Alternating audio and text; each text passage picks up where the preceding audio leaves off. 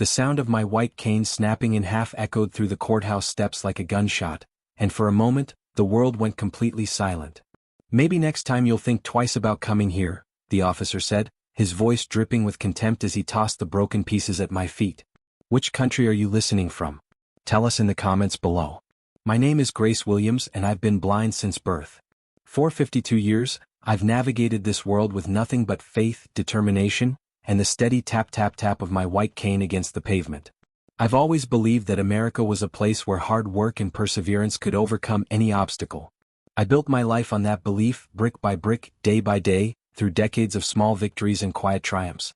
I live in Montgomery, Alabama, yes, that Montgomery, where the echoes of history still whisper through the streets like ghosts refusing to rest. My small apartment on Dexter Avenue is modest but filled with the things that matter. My extensive collection of Braille books that I've read and reread until the raised dots are worn smooth under my fingertips, my talking clock that announces the time in a cheerful voice every hour, and photographs I can't see but love to hold because they carry the weight of memories and the warmth of my son's smile. Marcus is my pride and joy, my reason for getting up every morning, my proof that love can conquer any darkness. At 28, he's everything I dreamed he would become when I held him as a baby and promised him a better world than the one that had been handed to me. He moved away for work 5 years ago, and while I miss him with an ache that settles deep in my bones during quiet moments, I'm proud of the man he's become. He calls me every Sunday without fail, his voice carrying across the miles like a lifeline that connects my heart to his. Every morning I start my day the same way I have for the past 15 years. I brew my coffee, 2 sugars, no cream, in the same blue mug Marcus brought me from his college graduation, and sit by my window where I can feel the warmth of the Alabama sun painting patterns across my face. The morning sun has been my companion through every season, every challenge, every small celebration.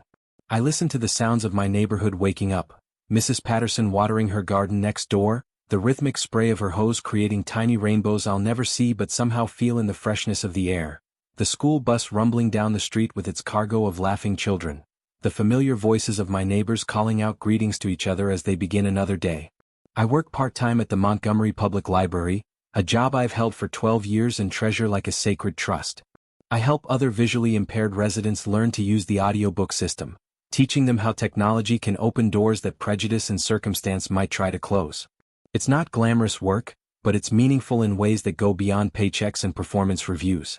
There's something beautiful, almost sacred, about helping someone discover that blindness doesn't mean the end of learning, the end of growing, the end of dreaming. When I guide someone's fingers to the right buttons on the audio equipment, when I hear their intake of breath as they realize they can still travel to distant worlds through story, I remember why I chose this path. My colleagues at the library treat me with respect and genuine affection. Janet, the head librarian, has become one of my closest friends over the years. She describes the changing displays to me, reads me the funny notes patrons sometimes leave in returned books, and always makes sure I'm included in staff meetings and library events. Dr. Morrison, the elderly gentleman who volunteers on Tuesdays, brings me articles he thinks I'll enjoy and reads them aloud in his careful, professorial voice. These people see past my blindness to the person I am, the contributions I make, the value I bring to our shared mission of spreading knowledge and literacy. My life wasn't always easy, but it was mine. I had carved out a space in this world through determination and grace, creating routines that gave me independence and relationships that gave me joy. I had my morning coffee ritual, my evening walks around the neighborhood with Mrs. Patterson, my weekend phone calls with Marcus, my volunteer work reading to children at the local elementary school.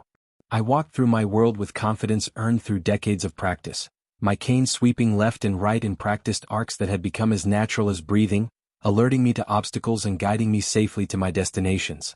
That cane wasn't just a tool, it was my connection to the world, my lifeline, my independence made manifest in white fiberglass and a red tip. I had owned dozens of canes over the years, but each one became an extension of myself, a bridge between my inner world and the physical reality around me. My current cane had been with me for 3 years, long enough for us to develop that intimate relationship that exists between a person and the tool that keeps them safe. I knew exactly how it felt in different weather, how it sounded on different surfaces, how it responded to my touch when I needed to navigate curbs, stairs, or crowded spaces. I had faced challenges before, of course. There had been the occasional thoughtless person who moved my cane without permission, or the driver who didn't yield at crosswalks, or the restaurant host who assumed I couldn't manage a meal independently. But these incidents were small bumps in an otherwise smooth road, minor inconveniences that I handled with patience and gentle education. I had never experienced real hostility, never felt truly threatened, never had my basic humanity questioned.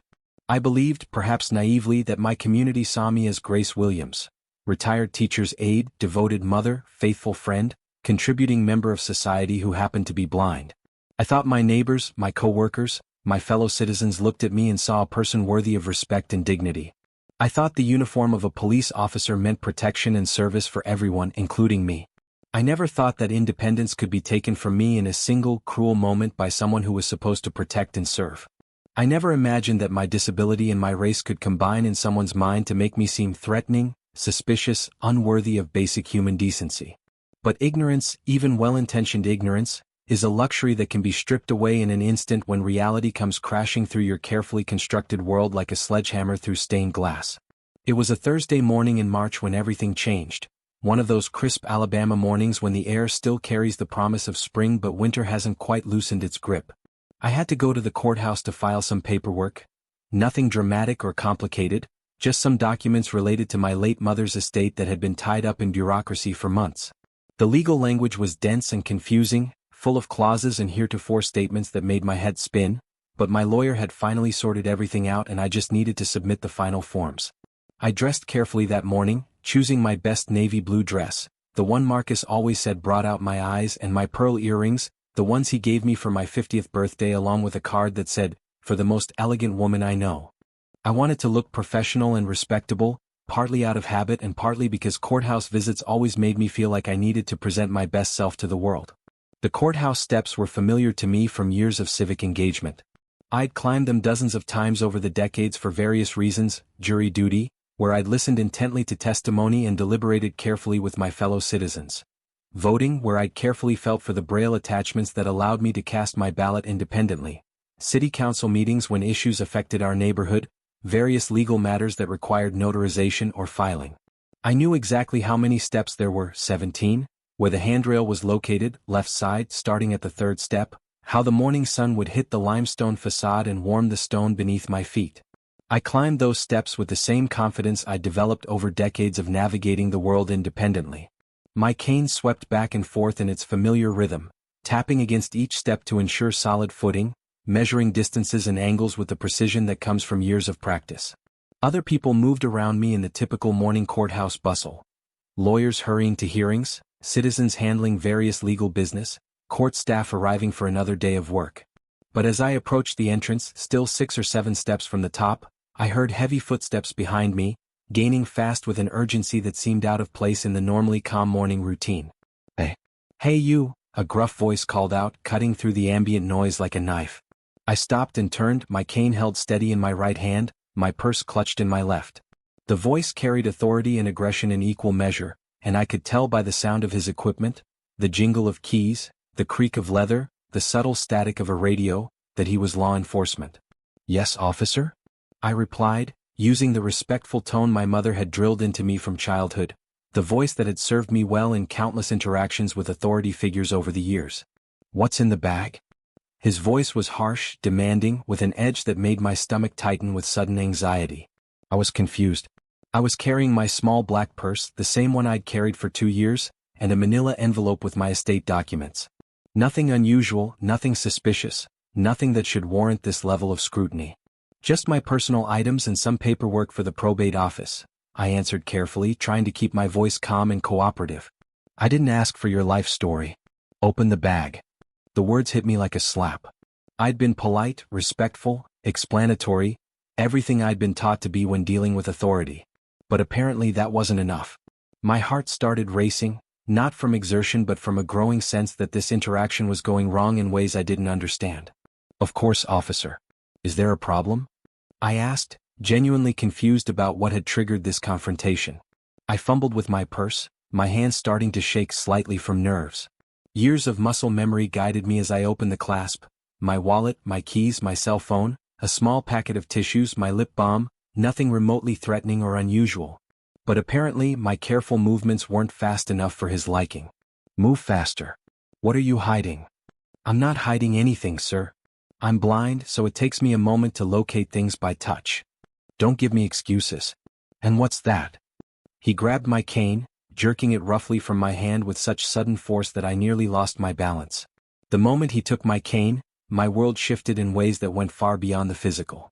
Without that white lifeline, I was no longer Grace Williams, independent woman and proud mother. I was suddenly vulnerable, disoriented, afraid in a way I hadn't been since childhood. My cane was my eyes, my balance, my confidence, and without it I felt stripped naked in the most fundamental way. I reached out instinctively, desperately trying to get it back, my fingers grasping at empty air. "Please, officer, I need that. I can't see without." "You can't see? Then what are you doing carrying this around?" He shook my cane aggressively, and I could hear it cutting through the air with each violent motion. This could be a weapon. A weapon. My white cane, clearly marked with the red tip that identifies it as a mobility aid for the blind, regulated by federal law, recognized internationally as a symbol of visual impairment, was being called a weapon by a police officer in broad daylight on the steps of a courthouse. The absurdity of it would have been laughable if it weren't so terrifying. I thought of all the times I'd used that cane to gently tap someone's leg in a crowded space to let them know I was there, all the times children had asked their parents what the white stick was for and received patient explanations about helping blind people walk safely. I thought of the federal laws that protected my right to carry my cane anywhere, the Americans with Disabilities Act that guaranteed my access to public spaces with my mobility aid. "Sir, it's my white cane. I'm visually impaired. I need it to walk safely," I explained, trying to keep the desperation out of my voice. "I'll decide what you need." His voice was getting louder, more aggressive, and I could sense that we were attracting attention. I could hear other people slowing down as they passed, their conversations stopping mid-sentence as they watched whatever scene was unfolding on the courthouse steps. I tried to stay calm, to use the voice my mother taught me, respectful but firm, dignified but non-threatening. "Officer, I'm happy to cooperate with anything you need, but I really do need my cane. I have identification that shows I'm registered with the Alabama Institute for the Deaf and Blind. Are you telling me how to do my job?" "No, sir, I would never." "Because it sounds like you're telling me how to do my job. You people always think you know better. You people." Those two words hit me like a physical blow, landing in my chest with the force of a wrecking ball. At that moment, I realized this wasn't about my cane or courthouse security or any legitimate law enforcement concern. This was about the color of my skin and his assumptions about who I was and what I deserved. This was about prejudice and power, about a man with a badge deciding that a blind black woman on courthouse steps was somehow a threat that needed to be neutralized. I heard more footsteps gathering around us. People were stopping to watch, drawn by the raised voices and the obvious tension. I felt exposed, humiliated, and utterly helpless without my cane. I was 52 years old, a respected member of my community, a woman who had spent decades building a life of dignity and independence, and I was being treated like a threat on the steps of a building dedicated to justice. "Officer, please," I said, my voice barely above a whisper. All my earlier confidence evaporated into the Alabama morning air. "I just need to file some paperwork. I'm not causing any trouble." "You're causing trouble by being here with this," he said, and I heard him examining my cane more roughly, turning it over in his hands like evidence at a crime scene. "This thing is solid. Heavy. Someone could hurt somebody with this." The irony was devastating. Yes, my cane was solid and relatively heavy. It had to be to provide the stability and feedback I needed to navigate curbs, steps, uneven pavement, and obstacles.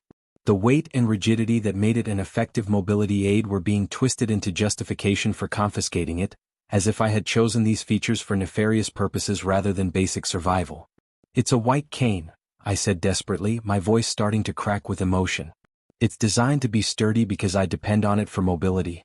Please, if you just look at the tip, you'll see it's marked with the red reflective tape that identifies it as." I've seen enough.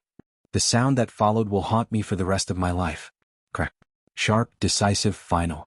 He had broken my cane over his knee like it was nothing more than a twig, like it was garbage that deserved to be destroyed rather than a federally protected mobility aid that represented my independence, my safety, my connection to the world. The pieces clattered to the concrete steps with a sound like breaking bones. My lifeline, my independence, my connection to the world, destroyed in a single moment of calculated cruelty that took less than 3 seconds but changed everything forever. "Maybe next time you'll think twice about coming here," he said, his voice dripping with satisfaction, and I heard him walk away, his heavy boots echoing off the courthouse walls like the sound of retreating thunder. I stood there, alone and disoriented, unable to see the faces of the people around me but feeling their stares like weights on my shoulders. Some were shocked, some were appalled, some were probably indifferent, but all of them had witnessed my humiliation. All of them had seen a police officer destroy the mobility aid of a blind woman for no reason other than his own prejudice and cruelty. Someone approached, a woman, by the sound of her footsteps and the gentle rustling of her clothing. "Ma'am, are you all right? What just happened here?" That was completely uncalled for. I couldn't speak. I couldn't explain. The words were trapped in my throat behind tears of rage and humiliation and disbelief. I just stood there, tears streaming down my face, my hands reaching blindly for the pieces of my broken cane, trying to gather the fragments of my independence like a child collecting the pieces of a shattered toy. The kind woman, her name was Sarah, I learned later, helped me gather the pieces of my broken cane and guided me inside the courthouse with patience and genuine concern. She was a court reporter who had witnessed the entire incident from the top of the steps, and she was appalled by what she'd seen. She insisted on staying with me while I filed my paperwork, helping me navigate the hallways and offices that suddenly felt like foreign territory without my cane to guide me. But even her kindness couldn't undo the humiliation of what had just happened. Every person who offered assistance, every concerned look I couldn't see but could feel, every gentle hand on my arm was a reminder that I had been reduced to helplessness by someone who was supposed to protect and serve. The paperwork that should have taken 20 minutes stretched into an hour as I struggled to maintain composure while court clerks whispered among themselves about what they'd heard had happened outside. Sarah stayed with me through it all, describing the forms when I needed clarification, guiding my hand to signature lines, making sure I understood everything I was signing. Word of the incident spread quickly through the courthouse like wildfire.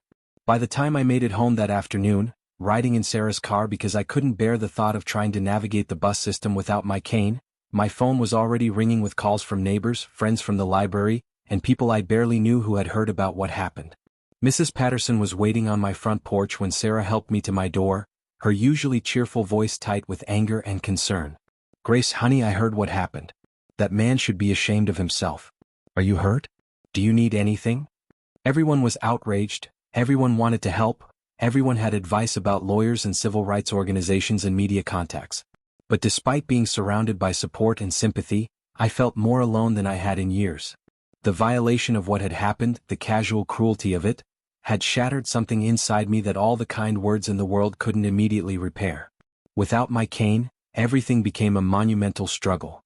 Simple tasks that I'd performed confidently for decades suddenly felt impossible or dangerous. Walking to the mailbox, something I'd done every day for 15 years, became an ordeal that required careful planning and extreme caution. Getting around my own apartment was challenging without my familiar sweeping motions to guide me past furniture and detect obstacles. I had a backup cane stored in my closet, an older model that I'd kept for emergencies, but it felt wrong in my hands.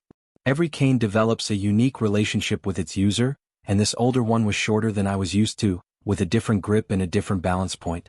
Using it was like trying to write with my non-dominant hand, technically possible but clumsy and unsatisfying. But worse than the physical limitations was the emotional impact that grew heavier with each passing day. I couldn't stop thinking about the officer's words, his tone, the casual cruelty with which he destroyed something so essential to my life. I kept hearing "you people" echoing in my mind like a broken record, those two words carrying decades of prejudice and dismissal. I tried to file a complaint with the police department the next day, calling the number I found online and explaining what had happened. But I was shuffled from office to office, person to person, each transfer accompanied by longer hold times and less sympathetic voices. "We'll look into it," they said when I finally reached someone who claimed to have authority to take complaints. "We'll be in touch," they promised when I asked for a timeline or next steps. "These things take time to investigate properly," they explained when I called back a week later with no word. But days turned into weeks and I heard nothing. No follow-up calls, no requests for additional information, no updates on any investigation. It became clear that my complaint was disappearing into a bureaucratic black hole, just another piece of paperwork that would be filed away and forgotten. The local news picked up the story after Sarah contacted a reporter she knew from her work in the court system. For a few days there was outrage, interviews, and promises of investigations.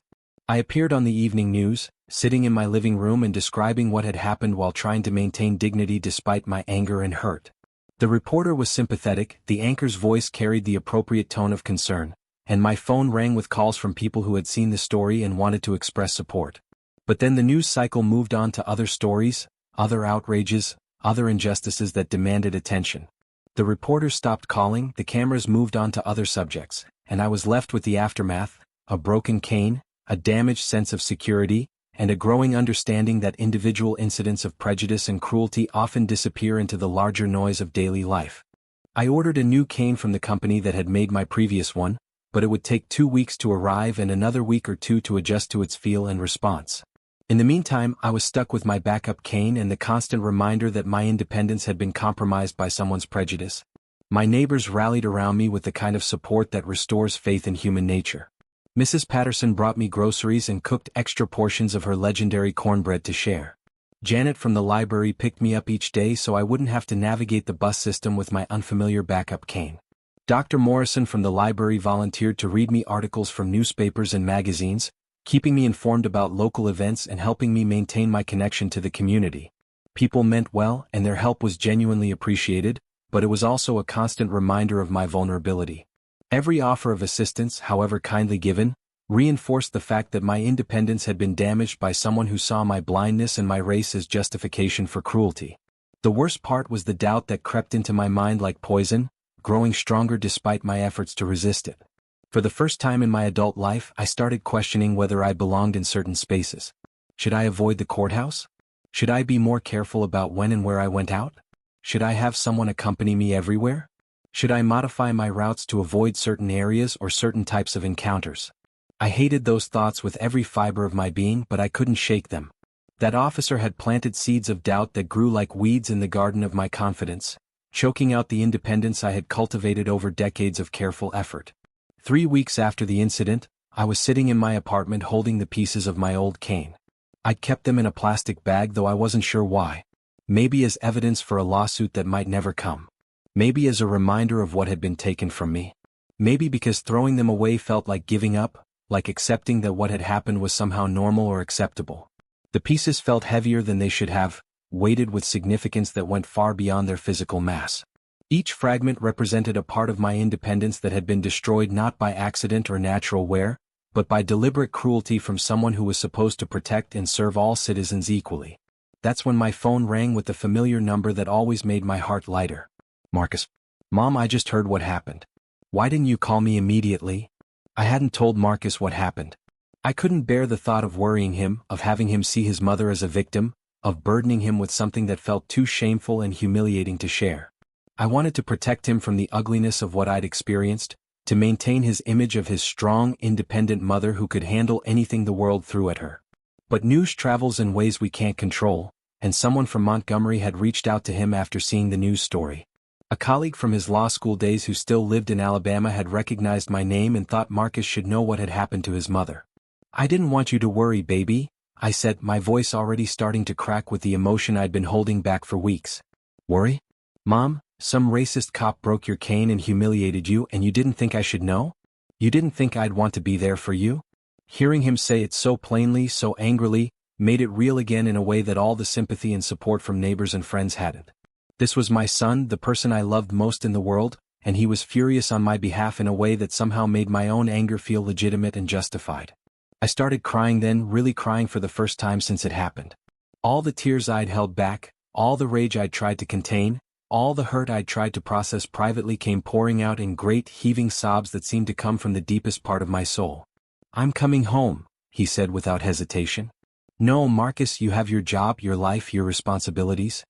My job will understand. My life is wherever you need me to be. And my biggest responsibility is making sure my mother gets the justice she deserves. I'm coming home. Marcus arrived 2 days later, and I could hear the fury in his voice even though he was trying to be gentle with me. He'd taken vacation time from his job, something I learned he rarely did because he was so dedicated to his work, to be with me and help me figure out next steps. We're going to the police station, he said the morning after he arrived, his voice carrying a determination that was both comforting and slightly intimidating. We're going to demand answers and we're going to get them. Marcus, I already tried. They don't care. They're not investigating and they're not going to do anything about it. They'll care now, he said, and there was something in his voice I'd never heard before, a certainty and authority that made me curious about what had changed in him since he'd moved away for work. We went to the police station together in his rental car, and Marcus guided me with a confidence that surprised me. He seemed to know exactly where he was going, navigating the building with the assurance of someone who had been there before or who understood the layout of official buildings in ways that suggested professional familiarity.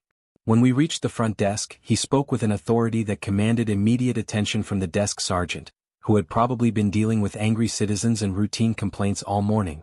"I need to speak with your chief immediately about the assault on my mother," Marcus said in a voice that brooked no argument.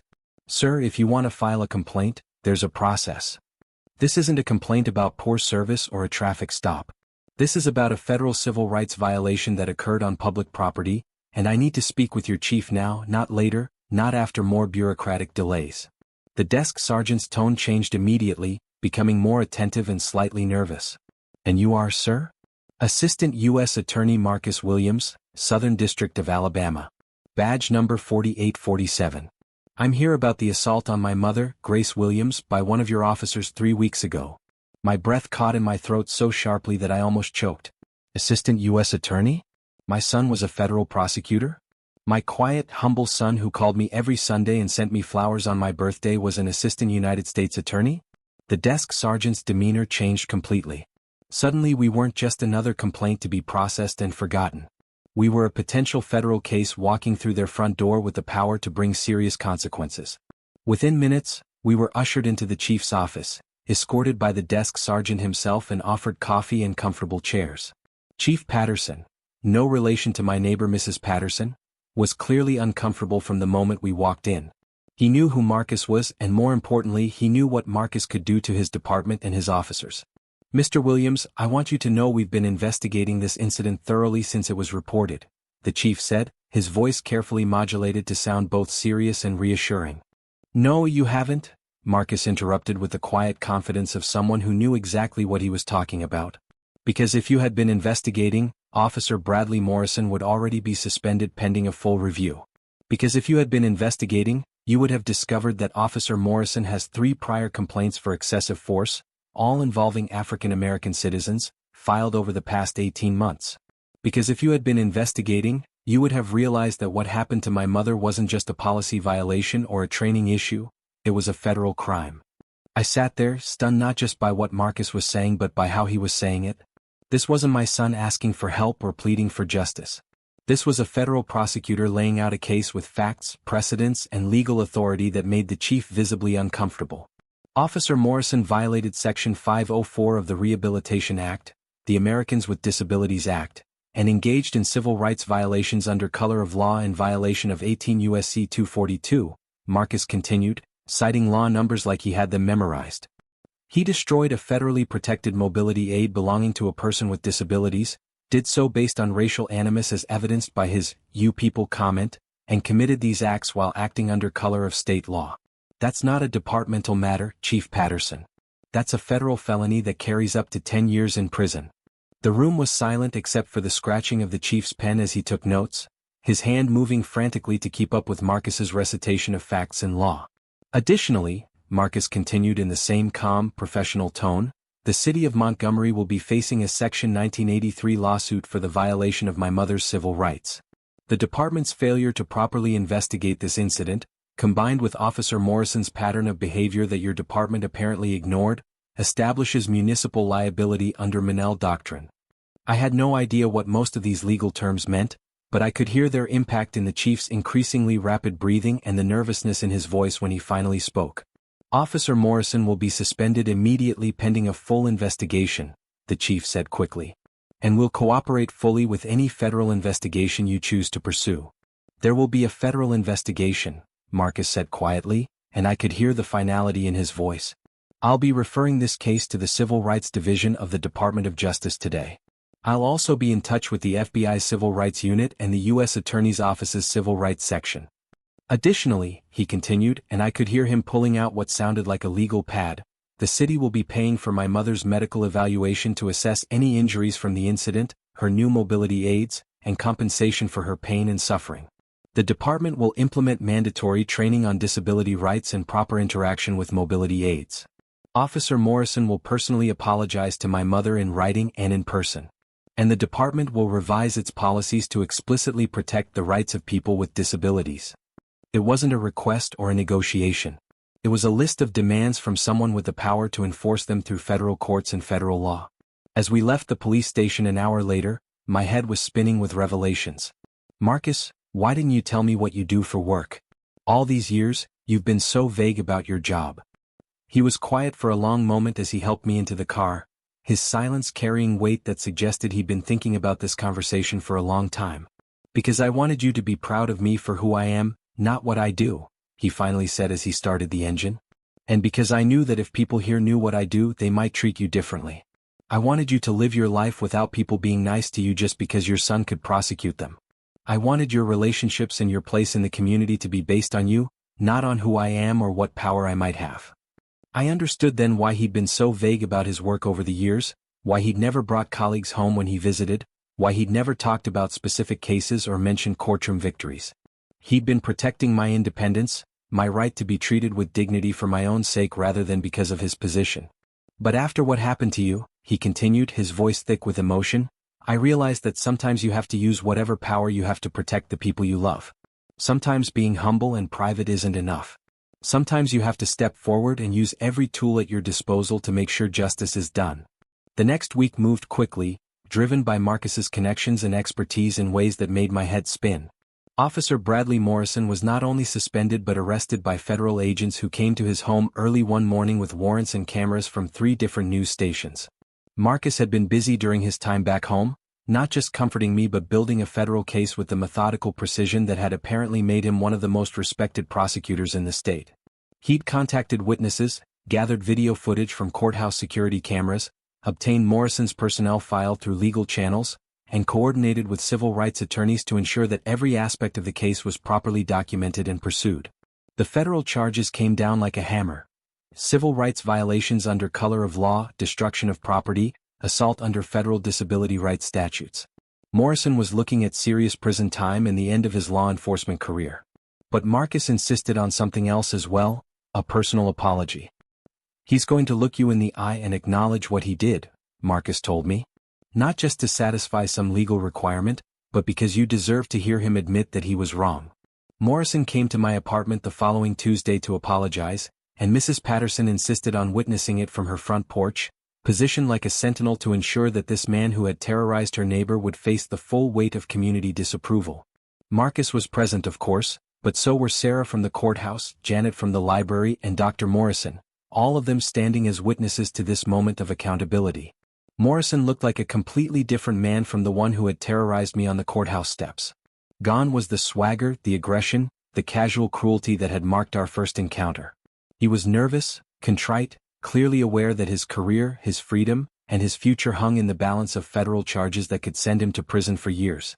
Mrs. Williams, he said, his voice barely above a whisper, his earlier cockiness replaced by the demeanor of a man who finally understood the magnitude of his actions, I want to apologize for my behavior. There's no excuse for what I did. I was wrong on every level, morally, legally, and professionally. I violated your rights, I destroyed your property, and I treated you with a cruelty that has no place in law enforcement or in human interaction. I'm sorry.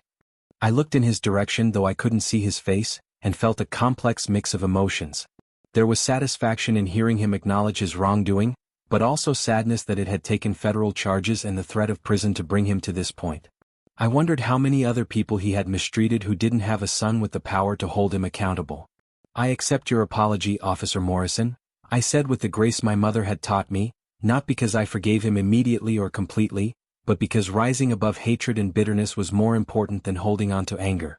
I hope you'll use this experience to understand that every person deserves to be treated with dignity, regardless of their race, their disability, or any other characteristic that makes them different from you. The federal investigation proceeded with the efficiency that Marcus had promised.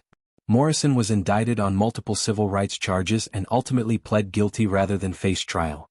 He was sentenced to 8 months in federal prison, lost his job and his law enforcement certification, and was banned from working in law enforcement for life. The judge's comments during sentencing made it clear that attacks on people with disabilities would not be tolerated in federal court. The city of Montgomery paid a substantial settlement that Marcus negotiated on my behalf, money that I used to establish the Grace Williams Scholarship Fund for visually impaired students pursuing careers in law and public service. If my humiliation could be transformed into opportunity for others, if my suffering could be turned into hope for young people who shared my challenges, then perhaps some meaningful good could come from the worst experience of my life. But the real victory wasn't in the money or the punishment or even the apology, satisfying as those were. The real victory was in reclaiming my dignity and discovering that I had raised a son who would use his power to protect those who couldn't protect themselves, who would stand up for justice even when it meant revealing aspects of his life he had kept private to protect me. Marcus returned to his job in Birmingham after 2 weeks, but something fundamental had changed between us. There were no more vague references to legal work or cases. He told me about the civil rights violations he was prosecuting, the police misconduct cases he was investigating, the people he was helping through the federal court system. I learned that my quiet, humble son was actually one of the most respected prosecutors in the Southern District, known for his integrity, his thorough preparation, and his unwavering commitment to civil rights and justice. "You know what the best part of my job is?" he told me during one of our weekly phone calls a month after he'd returned to Birmingham. "What's that, baby? Every time I walk into a courtroom, every time I stand up for someone who can't stand up for themselves, every time I hold a law enforcement officer accountable for violating someone's civil rights, I think about you. I think about how you raised me to believe that everyone deserves dignity, that everyone deserves justice, that everyone deserves to be treated with respect regardless of what they look like or what challenges they face." I started crying then, but they were good tears, healing tears that washed away some of the pain and humiliation I'd been carrying. "You taught me that strength isn't about power or position," he continued, his voice thick with emotion. "It's about character, about doing what's right even when it's difficult, about treating people with kindness and respect even when the world doesn't always treat you the same way. And when I saw what that officer did to you, when I saw him try to take away your dignity and your independence, I knew I had to use every tool at my disposal to make it right. Not because I'm a federal prosecutor, but because I'm your son, and you taught me that we don't let injustice stand when we have the power to fight it." 6 months after the incident, I was back on the courthouse steps, but this time for a celebration rather than the mundane filing of paperwork. Marcus was receiving an award from the Alabama State Bar Association for his work on civil rights cases, and I wouldn't have missed it for the world. I climbed those same 17 steps with my new cane, a beautiful custom model that Marcus had ordered for me with improved grip, better balance, and a small engraved plate that read, "Grace under pressure." But this time I wasn't alone and vulnerable. I was surrounded by friends, neighbors, colleagues from the library, and family members who had come to honor my son's work and, by extension, to show their support for the values we both held dear. Mrs. Patterson was there, dressed in her best Sunday outfit and beaming with pride as if Marcus were her own son. Sarah from the courthouse was there, the woman whose kindness had helped me through the worst day of my life. Janet and Dr. Morrison from the library were there, having closed early so they could attend the ceremony. Even some of my students from the audiobook program had come, wanting to show their support for the family of the woman who had helped them discover new worlds through literature. As I sat in the courtroom listening to speakers talk about Marcus's commitment to justice and his reputation for integrity, I thought about the journey that had brought us here. I thought about the officer who had tried to break more than just my cane that day. He had tried to break my spirit, my dignity, my sense of belonging in my own community. He had tried to reduce me to nothing more than his prejudices and assumptions. But here's what Officer Bradley Morrison didn't understand, what people like him never understand. You can break a cane, but you can't break a spirit that has been forged by 52 years of overcoming obstacles that would have defeated a lesser person. You can humiliate someone in public, but you can't erase a lifetime of integrity, strength, and quiet dignity that comes from within.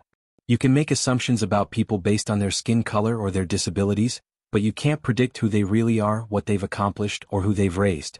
That officer saw a blind black woman with a cane and decided she was nothing, a nuisance, a threat, someone whose dignity could be destroyed without consequence. He saw vulnerability and decided it was his right to exploit it. He saw a difference and decided it was something to be punished rather than protected. But what he couldn't see was 28 years of bedtime stories about justice and fairness, told by a mother who believed that her son could grow up to make the world better. He couldn't see homework sessions at the kitchen table where I taught Marcus that education was power and that power should always be used to help others rather than to hurt them. He couldn't see the conversations about treating everyone with dignity regardless of their circumstances, about standing up for people who couldn't stand up for themselves, about the difference between justice and revenge. He couldn't see that he was messing with the wrong blind black woman, because this blind black woman had spent decades raising a son who would grow up to be his worst nightmare, a black man with the knowledge, the credentials, the federal authority, and the moral conviction to hold him accountable for his actions in ways that would change his life forever. Morrison made the mistake that bullies and bigots always make. He assumed that power belonged only to people who looked like him, sounded like him, and shared his prejudices. He assumed that a blind black woman was powerless, that her humiliation would go unnoticed and unpunished, that he could destroy her dignity without facing any consequences. But he learned too late that power comes in many forms. Sometimes it comes from federal badges and courtroom authority. Sometimes it comes from community support and righteous anger. Sometimes it comes from the love between a mother and son, from the values passed down through generations, from the determination to never let injustice stand when you have the tools to fight it.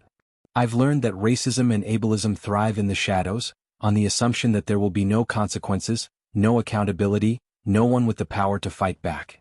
They feed on the belief that some people matter less than others, that some voices can be silenced, that some dignity can be destroyed without repercussions.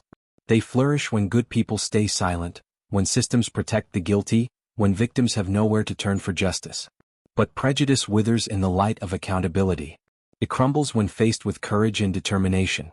It dies when confronted by people who refuse to accept that hate is stronger than love, that cruelty is more powerful than kindness, that prejudice can triumph over righteousness. My name is Grace Williams.